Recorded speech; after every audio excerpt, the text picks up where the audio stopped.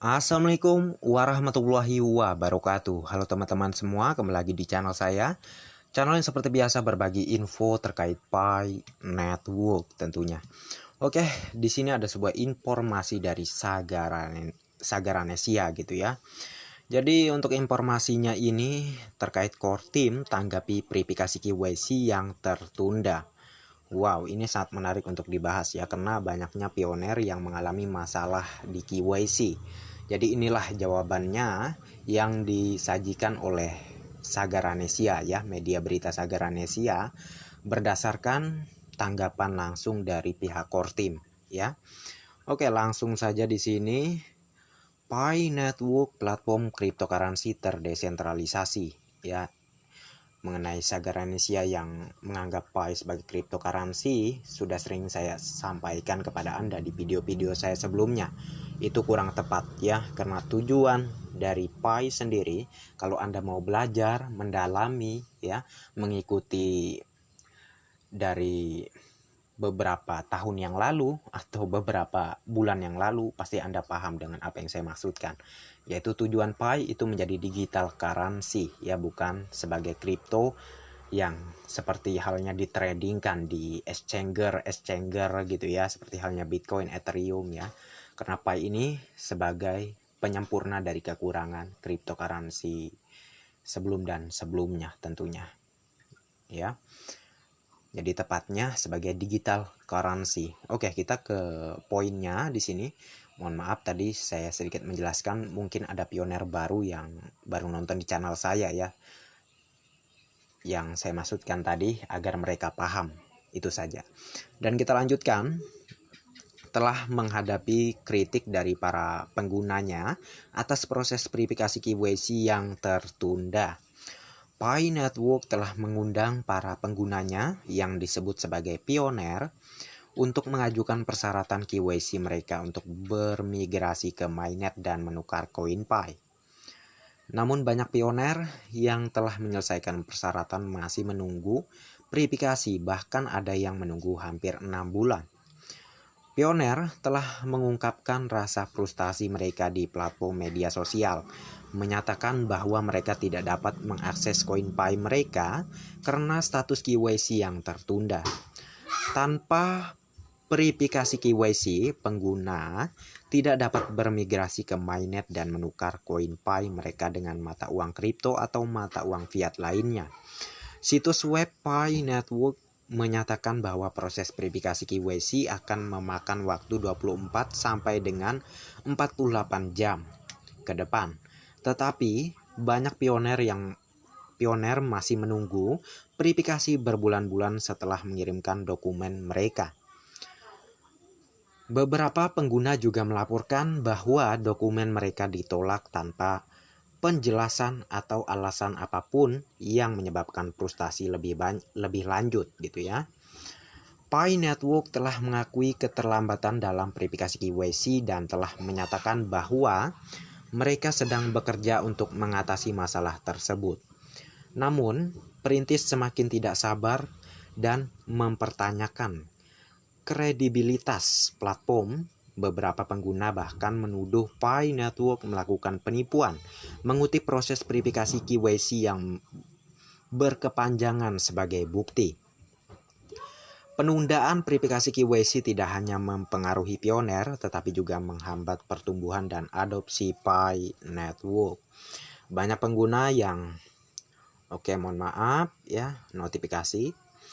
Banyak pengguna yang awalnya tertarik dengan platform ini kini ragu untuk bergabung karena masalah yang dilaporkan terkait verifikasi KYC.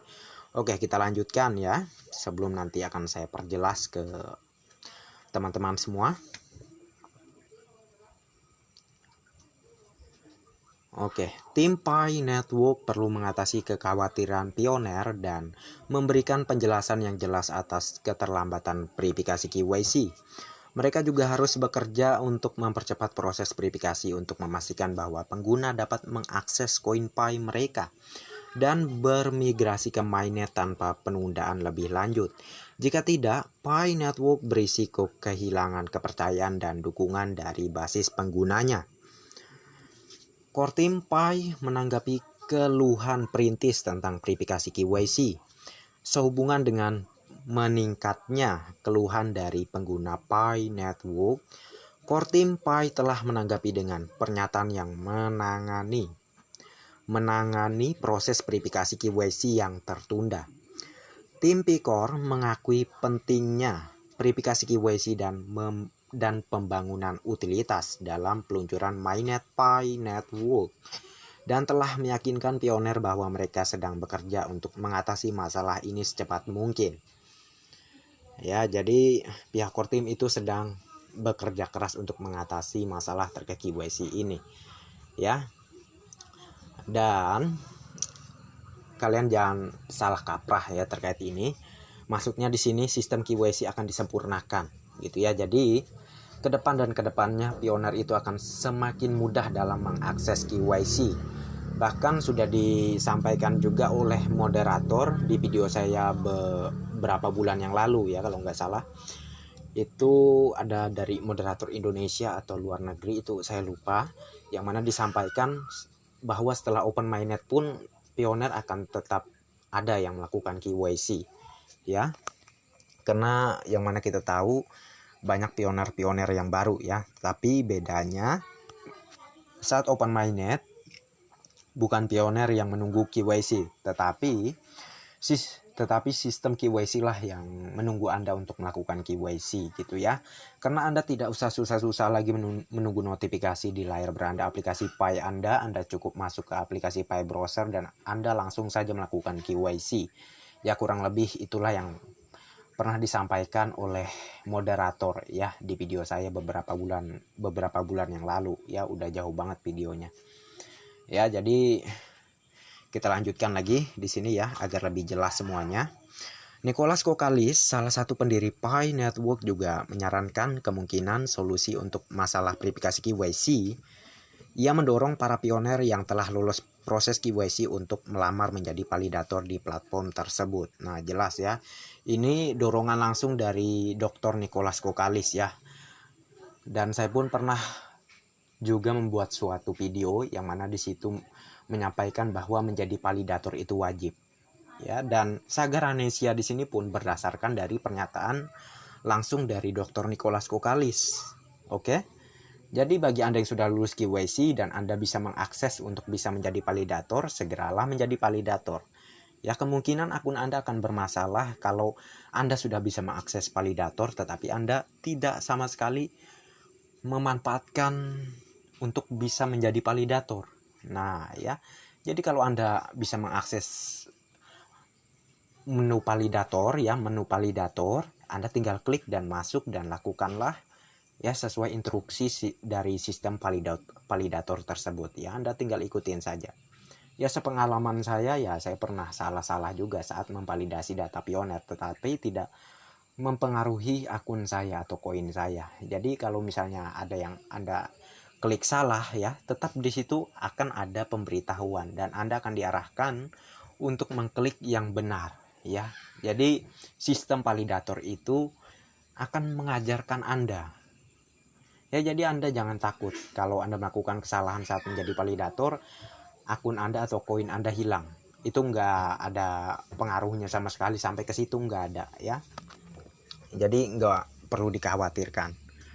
Ya, yang penting Anda tidak men-screenshot ya data-data pioner yang Anda validasi ya, Anda sebarkan ke sosial media Anda, itu baru nggak boleh, itu akan kena sanksi. Tetapi kalau Anda hanya menjadi validator, memvalidasi data-data pioner ya, walaupun kadang salah ya, Anda tetap akan diarahkan oleh sistem validator tersebut untuk cara menjadi validator yang benar. Ya, Anda tinggal ikuti saja instruksinya. Ya. Jadi itu saja. Ya. Jadi nggak akan membuat akun Anda atau koin Anda hilang. Asal jangan menyebarkan data-data teman-teman Anda atau pioner yang datanya Anda validasi itu ke sosial media Anda. Anda screenshot misalnya, seperti yang saya sampaikan tadi, itu baru salah. Jadi jelas ya, apakah Anda paham? Semoga saja paham gitu ya. sudah begitu rinci saya menjelaskan, kalau belum paham juga terlalu lah ya. Oke, kita lanjutkan di sini. Tersebut validator bertanggung jawab untuk memverifikasi KYC di negara masing-masing, yang dapat membantu mempercepat proses verifikasi dan mengurangi batch loss. Jelas ya, validator ini sangat diperlukan.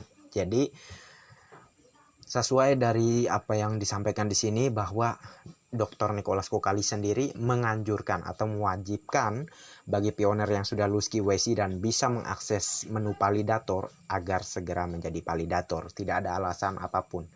Ya, pokoknya Anda wajib menjadi validator ya kalau Anda sudah bisa mengakses menu validator. Ya, ini pada umumnya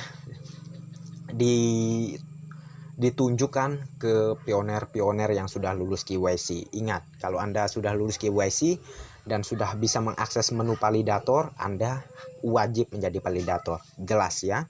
Kita lanjutkan. Tanggapan core team PAI telah ditanggapi dengan reaksi beragam dari pioner. Beberapa memuji tim atas transparansi dan upaya mereka untuk mengatasi masalah ini. Sementara yang lain tetap skeptis dengan solusi yang diusulkan. Beberapa pengguna telah menyatakan keprihatinan bahwa mengandalkan validator untuk memverifikasi KYC dapat menyebabkan potensi resiko keamanan dan penipuan. Terlepas dari kekhawatiran tersebut, tim Picor tetap berkomitmen untuk meluncurkan mainnet sesegera mungkin. Peluncuran mainnet merupakan langkah penting dalam pengembangan Pi Network, dan tim bekerja tanpa lelah untuk memastikan bahwa semua kendala teknis, termasuk verifikasi KYC, ditangani sebelum peluncuran. Nah, jadi jelas ya. Jadi sistem KYC akan disempurnakan dulu, baru setelah itu kita ke open mainnet. Kurang lebih begitu. Kalau sistem KYC sudah sempurna, ya, maka kita akan segera ke open mainnet. Kurang lebih begitu. Dan bagi yang saat open mainnet, bagi yang belum juga KYC, saat open mainnet Anda tidak perlu khawatir. Anda akan lebih mudah untuk mengakses KYC. Anda bisa langsung melalui Pi browser seperti yang saya jelaskan tadi ya. Kita lanjutkan ke sesi ketiganya di sini. Oke, sesi ketiganya, karena Pi Network semakin populer, penting bagi tim untuk memprioritaskan kebutuhan dan perhatian basis pengguna mereka. Proses verifikasi KYC yang tertunda telah menjadi masalah besar bagi perintis, dan tanggapan tim Picor atau core team adalah langkah ke arah yang benar untuk menyelesaikan masalah dan menjaga kepercayaan pengguna mereka. Ya, jadi jangan kalian anggap kerjaan untuk menyempurnakan sistem-sistem yang ada di Pi Network itu mudah ya. Jangan kalian anggap seperti itu ya.